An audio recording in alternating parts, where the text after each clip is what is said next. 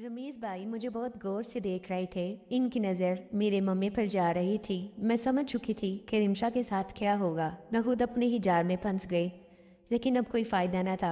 रमीज भाई ने मुझे मम्मी से पकड़कर एक तरफ धकेल दिया, लेकिन अब कोई फ़ायदा न था और शुरू हो गए। मेरा नाम सानिया है। मेरी उम्र 18 साल है। मैं लाहौर में रहती हूँ। मेरे अब्बू दुबई में काम करते हैं। वो 8 साल पहले ही दुबई चले गए थे, क्योंकि पाकिस्तान में उनका काम सही नहीं चल रहा था। घर में मैं, अम्मी और भाई ही होते हैं। मेरे भाई का नाम रमीज़ है। मेरा एक ही भाई है और मैं इससे बहुत प्यार करती हूँ। इस वक्त की बात है जब मैं और भाई मैट्रिक के पेपर देने के बाद घर में फ्री थे और आगे कॉलेज में एडमिशन के लिए इंतज़ार कर रहे थे। मैं इंतहा की खूबसूरत हूँ।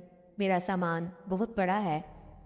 इन दिनों मेरा ज़्यादातर वक्त भाई और अम्मी के साथ ही गुजरता, लेकिन अम्मी भी अक्सर औक़ात अपने कमरे में एलसीडी लगाकर मसरूफ़ हो जाया करती थी। अब मैं और भाई एक दूसरे के काफ़ी करीब हो चुके थे। मैं भाई की अच्छी दोस्त बन चुकी थी।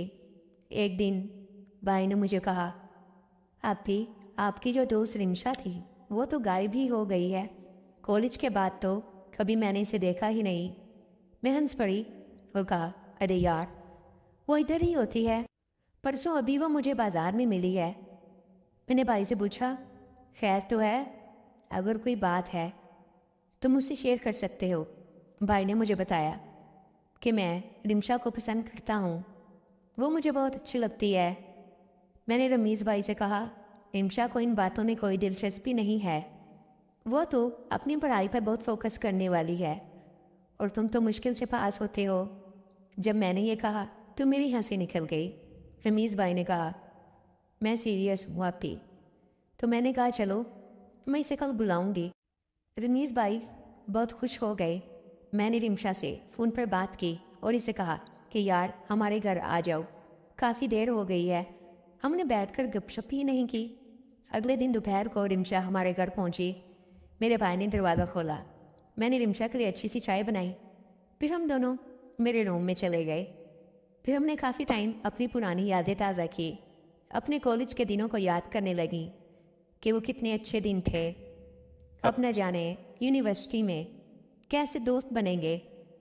मैंने रिमशा से कहा, "मुझे तुमसे एक फ़ेवर चाहिए।" तो वो बोली, "कैसा फ़ेवर?" तो मैंने इसको बताया कि रमीज़ भाई तुम्हें लाइक करते हैं, इसे तुम अच्छी लगती हो। मुझसे बार बार बोल रहे थे कि रिमशा से बात करके पूछो कि इसके दिल में क्या है। रिमशा ने जवाब दिया कि यार तुम्हें पता तो है मैं ऐसी वैसी नहीं हूँ। तुमने मुझे इसलिए घर पर बुलाया है। मैंने कहा, "नहीं नहीं यार, गुस्सा मत करो, मैं तो वैसे ही पूछ रही थी।" रिमशा ने कहा, "नहीं यार, मैं जब तक अपने पाँव पर ना खड़ी हो जाऊं तब तक मुझे सिर्फ खुद पर फोकस करना है।" कुछ देर के बाद रिमशा अपने घर चली गई। जब मैंने भाई को ये बताया तो भाई का तो दिल ही टूट गया। भाई बहुत नाराज़ हुए।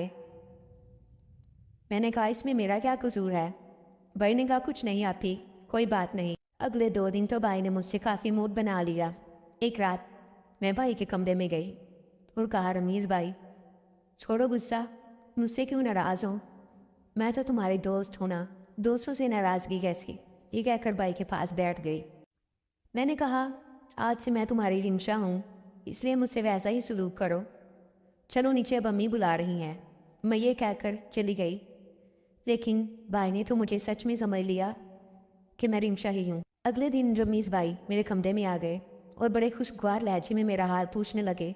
मैंने कहा, "शुक्र है तुम ठीक हो गए हो।" तो भाई बोले, "रिमशा जी, आप बहुत खूबसूरत लग रही हो।"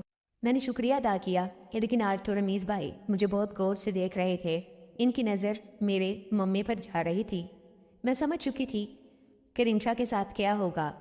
मैं खुद अपने ही जाल में फंस गई, लेकिन अब कोई फ़ायदा न था। रमीज़ भाई ने मुझे मेरे मम्मी से पकड़कर एक तरफ धकेल दिया और शुरू हो गए। मैं ऐसी वादियों में खो चुकी थी जिनमें जाकर सुकून और बढ़ता ही चला जाता है। इस तरह मैंने काफ़ी सुकून हासिल किया। अब मुझे इसकी आदत हो चुकी थी क्योंकि मैं रिमशा बनी हुई थी।